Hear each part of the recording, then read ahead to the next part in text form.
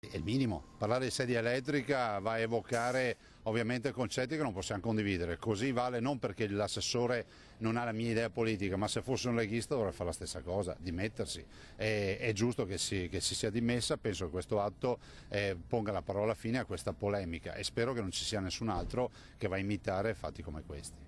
Non poteva essere altrimenti. Il governatore Zaia commenta così le dimissioni arrivate dopo la bufera scatenatasi sull'assessore all'istruzione di San Stino di Livenza, Valentina Pavan, che commentando un post del ministro Salvini su Facebook aveva scritto: «Sei fortunato che la sedia elettrica è stata abolita, signor ministro».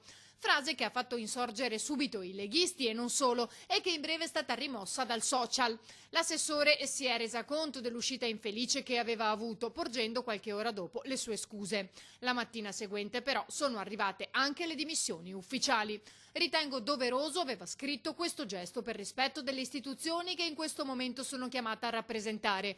Come ho già avuto modo di dire, il mio commento è stato un errore, del quale mi scuso nuovamente, ma che in alcun modo voleva essere una minaccia o un invito alla violenza. Sentimenti che non mi appartengono e dai quali mi dissocio nella maniera più assoluta. In coerenza con questo modo di essere», conclude, «ritengo che dimettermi sia la soluzione migliore».